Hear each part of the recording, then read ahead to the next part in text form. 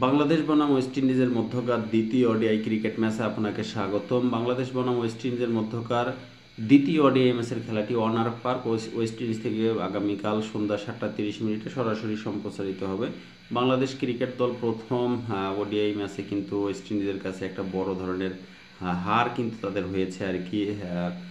সাইহোপ এবং রাদারফোর্ডের সেই দুর্দান্ত একটা পার্টনারশিপের কারণেই কিন্তু 294 রান করেও কিন্তু 14 বল হাতে রেখেই কিন্তু ওয়েস্ট ইন্ডিজ কিন্তু তারা জয়লাভ করেছেন।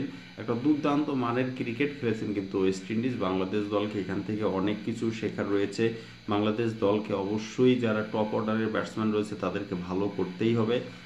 300 থেকে 350 রান করতে হবে ওয়েস্ট ইন্ডিজের সঙ্গে জেতার জন্য।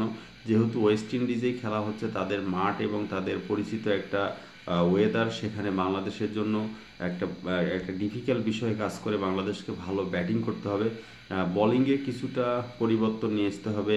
যেখানে হাসান মাহমুদ রয়েছেন, মোটামুটি তাসকিনের থেকে হাসান মাহমুদ কিন্তু ভালো বোলিং করে এবং তানজিদ হাসান সাকিব রয়েছেন। সেখানে কিন্তু শরীফুল ইসলামও কিন্তু ভালো বল করে থাকেন। তো এই বিষয়গুলো অবশ্যই মাথায় রাখতে হবে, মাথায় রেখেই কিন্তু সামনের দিকে কাজ করতে হবে এবং ভালো মানের বোলিং করতে হবে, ভালো মানের ব্যাটিং এবং ফিল্ডিং করতে হবে। তাহলে বাংলাদেশ ক্রিকেট দল দ্বিতীয় ইনিংসে জয়লাভ করে। ধন্যবাদ সকলকে।